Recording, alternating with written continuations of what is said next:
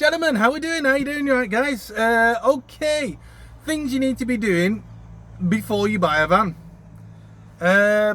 Well, this is more or less how I did it. There's about 10 things I've listed, so I thought I'd just mention them all because I'm getting quizzed every now and again on my channel. I'm thinking, bollocks to that. I'm just gonna write everything down and fucking tell you how I did it. How you do it, I don't give a monkey's how you did it, but this is how I did it. And this was 10 things I did before I actually thought about actually buying wheels. Okay, I'll start up with the first one. I looked for an accountant. I got in touch with an accountant. I didn't. You can do QuickBooks and stuff like that, but I was like thinking, how can I make life a little bit easier for myself? If I just give all my paperwork to an accountant, yes, it's going to cost me money at the end of the day, but I'm like thinking, that can come off my tax. You know, whatever you're spending on your business, that will come off your tax bill at the end of the year. So I was like thinking like that. I'm like thinking, well, I either give it to the tax man or I give the money to the accountant. How much is the accountant going to cost me? Not a lot. I think he's going to cost me about £100 a month. No, sorry, not £100 a month. It's going to cost me like £100 for every 3 months. That's to process all my invoices and to process my VAT returns. Am I thinking £100 a month? Sorry, £100 every 3 months. That sounds pretty good to me. Thank you very much. Yeah, that's less paperwork for me. Yeah, every 3 months. Yeah, I like that idea. Because you're not going to produce a million invoices for your accountant. You're going to have things you buy for the van. Those are going to be invoices. They have to be documented. You're going to have your fuel. That's going to be documented. And then all your customers are going to be documented. I think on the platforms that you're going to be using on the CX and AnyVan and the other platforms that you got out there, yeah, you probably just want to document them because all going through the books. But your cash in hand stuff, no, that goes in your back pocket. So that's your pocket money, that's your beer money, and all that kind of stuff. Anyway, that's the way I look at it. I'm thinking, hang on, if somebody can help me run my business, yeah, it's a no-brainer. So yeah, find yourself an accountant that's not going to pull your pants down, and or just go with QuickBooks. I mean, QuickBooks is free. You can go down that route. It's up to you guys. That's just one of the things I started off doing. Get that registered. All the things that you're spending money on, like everything you spend money now, you can claim back that VAT at the end of the year. So fuel. Hello, it's one of the biggest commodities that you're going to be spending on is fuel. I mean, I'm spending roughly about £200 to £300 a week. That's £40-60 in your pocket, guys. And that's a no-brainer. Food you buy, you can claim back VAT on food. If you need pens, pencils, or anything you need for the van. I mean, I'm not really burning money on luxuries, but if I need it, I just buy it. But I keep the receipt and I throw it into a box, and then when every 3 months I just give it all that shit to the accountant, and he processes all it and sorts it out for me. One of the other things, number 3 now. Write down all your outgoings, everything. I mean everything. Rent, fuel, insurance. I don't know if you've got a car. You might have a car. You're thinking of buying a van. Estimate how much it's going to cost you. I'm using a factoring company. Yes, I'm killing 10% of my earnings with its factoring service, but I'm getting paid on a regular basis, so it's a necessary cost. Plus, I can write it off at the end of the year because it's a cost of the business. So I think on that side, it's not a no-brainer. There are other factoring companies out there that charge 10%, some charge 3%, some charge like a processing fee for doing your invoices. Everybody's different, but because I was a newbie, I had to go with Lloyd's. There's probably other banks that would probably entertain me, but because if you're going to be a newbie and you're probably going to be earning less than 50 grand in the first year, Lloyd's came to my rescue. So yeah, that's why I went with them. Whoever you guys are with, or who you're planning on going with, double check this, because I found that I was wasting my time in the beginning searching, because there's quite a few factoring companies out there that can help you. What else? Estimate a forecast of what you're planning to make on a weekly basis. Mine is, I've set my forecast at roughly about £1,000 a week. This has stood me in good stead, and it gives me a target every single week. So if I'm not, if I'm only getting like 600 or 700 or 800 off the CX, or 900, it gives me a rough target every single week to hit. At the moment, I'm probably averaging about 750 a week, just from the CX alone. The way I'm doing it is obviously through tramping. If you've watched all my other videos, I'm living on the road. I could probably do it slightly better than what I'm doing it. It just depends how I'm feeling, or how hungry I am, or it just depends how the bids go on the day. Sometimes that I'm getting lucky, I'm getting like one decent bid, or I'm getting 2 or 3 small bids. It just depends how the traffic is on this as well. If the traffic's killing you, some days it will kill you. You're not going to make so much. But if you get like a clear run, you can get lucky and you can cash in. But every day's different on the CX. I'm not going to lie. But if you don't mind where you're staying, I'm living on the road most of the time. So yeah, I don't care. I'm all set up. I don't mind camping. I will say, like one day a week, maybe treat yourself to an hotel so you can get you a decent night's sleep, so you can recharge your batteries. I've noticed you can burn yourself out a little bit by not recharging your batteries every now and again. But yeah, that's that one. Get an appointment with the bank. Tell the bank what you want to do. You might not need to go down the factoring route. You might be able to go down the credit card route. But you're still going to pay a little bit of interest on the credit, because you're going to have to give out, I'd say, at least £6,000 worth of credit, at least. Because I just started off in May, so all of May's invoices none of them got paid to the 1st of July. Don't believe the bullshit if somebody says they're going to pay you weekly. Sometimes they'll say that, yeah, they're going to pay weekly. Yeah, and they don't pay till like 6 weeks later. This game is a cutthroat game, and you've got to learn as you go along. And I'm trying to help people who are maybe thinking about doing this game, or even actually doing the game, you know, get all the mistakes out of the way. I'm just telling you how it actually works. So whatever you do, if you started in, say we're in July now, say if you were to start in July, you are not going to get paid those invoices till September minimum. That's on your 30-day invoices. It could be like slightly worse, like the 45-day invoices. So you've got to bear this in mind. If you were to tell the bank on what you're planning on doing, they know all about this kind of stuff.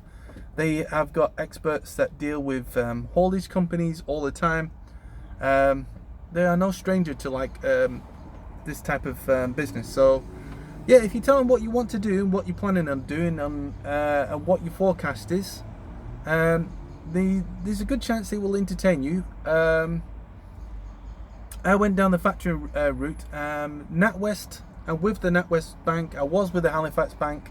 I had to get a business account with the NatWest because Halifax don't do business accounts for some strange reason. I think they used to, but they don't bother anymore.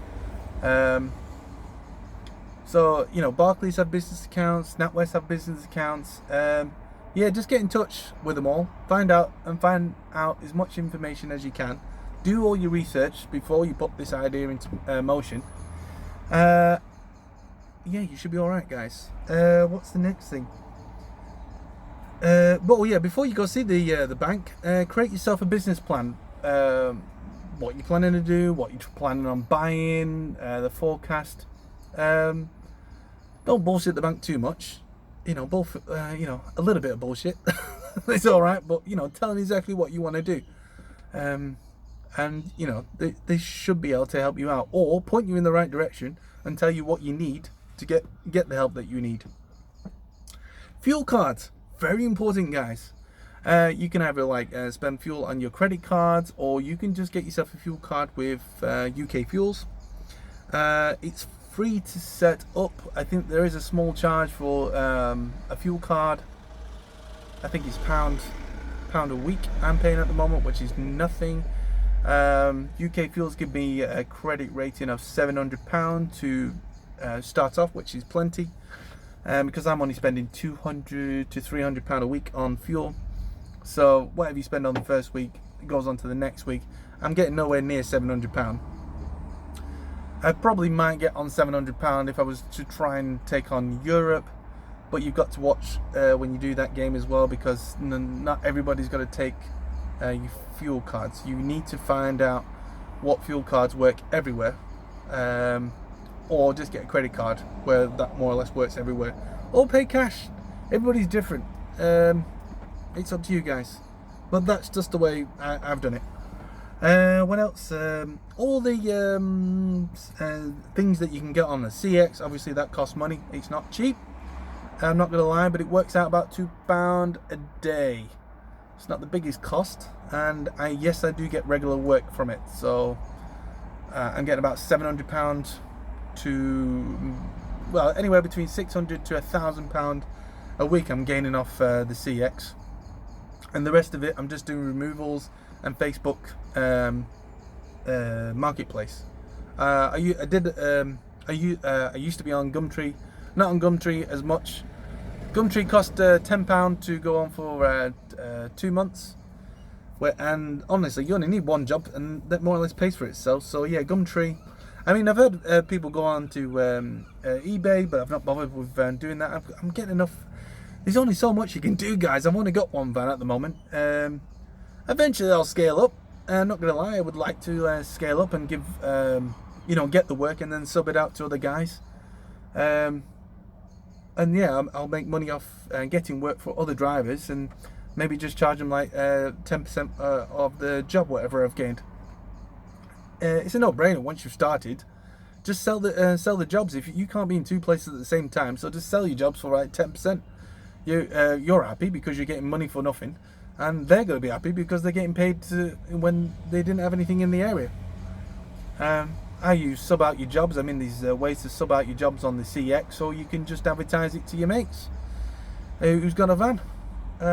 Just say, yeah, it's £100. Just give me a tenner, and all you've done is made a phone call, and then you're getting paid this way. The bigger jobs, obviously, I mean, 10% of £300, no brainer. 30 quid in your back pocket for doing jack shit. Yeah. Yeah, this is how that game works. So, I mean, some guys are selling jobs for like 15%. Some people are selling it for 20%. Everybody's different. You'll find out how that shit works as you go along. The more popular you get, you either get more vans, or you just give, or you sell the jobs on to other drivers. Just be aware, if you are selling the jobs onto somebody else, make sure they're going to do the job. You don't want somebody fucking you up the ass. Or for a mat, if you're somebody's got to do a job and they end up taking the job and they end up stealing from the person, that would be an absolute fucking nightmare. So make sure you vet whoever you're going to trust with subbing out the jobs. Don't give the job to any monkey. Make sure you know who you're dealing with.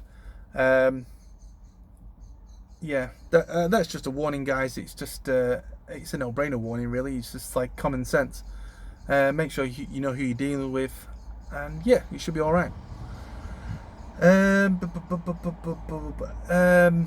What else? Get yourself a business name. Obviously, you want to call your company something, so yeah, get yourself a business name. There's nothing better. I mean, I call myself Bumblebee Courier. The reason why I call myself Bumblebee Courier, it was just something I used to do once upon a time. Believe it or not, I used to be a kindergarten teacher a long time ago. That's another story. Yes, I used to look after German kids in a kindergarten in Germany. I used to go out with a German girl, and I was over there for about 5 years. Could I get a job in Germany? No. I mean, if you don't have a piece of paper to say that you can do something in Germany, you're screwed. So I just fell back onto my my English skills, passed a criminal record check, and yeah, got myself working in a kindergarten. that was probably more scary than being a doorman. I'm not gonna lie, because there's like 500 million kids in a kindergarten, and you're like dealing with all the parents, and you're dealing with all the teachers. And by the way, it's a woman dominated industry, and you know, a guy going into a kindergarten, I was like thinking, what the fuck am I doing? What the fuck am I doing? Anyway, I did it. I was there for about 3.5 years in a kindergarten, and yeah, I decided to call it. Well, obviously I call it a day because I called it a day with my girlfriend that I had over in Germany at the time. But yeah, it was just part of my life. It was a challenge at the time, I'm not gonna lie. Yeah, that's why I came up with the Bumblebee, the Courier. I was like thinking, okay, I'm gonna be a courier. I don't know of a logo name, and yeah, Bumblebee sprung to mind. Yeah, so everybody's got their own way of. I mean, you can use your name, you can use your. I don't know if you're interested. I have no idea how you find out a logo name. That's how I came up with it. It was just something that was that I'd done in my past, and I thought, yeah, that sounds all right. I'll run with that. Yeah, it's going all right. Everyone's like starting to call me the Bumblebee. So yeah, I'm enjoying it. I haven't sorted out a logo yet. That is one of the things I'm planning on doing. It's not as important as you think, but eventually I'm going to get myself a logo, and yeah, eventually I'll have my logo and my name on the van. I haven't sorted that out first. It's not the most important thing to sort out first. It's just something that I want to do, and I think it will be good for my business to have a logo. I mean, I've not even sorted out any business cards yet, but I have been in contact with somebody to get my business cards sorted out. I have been in touch with somebody to help me set up a website. Yes, I've got things in motion, but yeah, you'll probably end up doing these type of things as well. Yeah, that's my post for today. It's a little bit long-winded, but thanks for watching, and yeah, we'll catch you later. Ciao.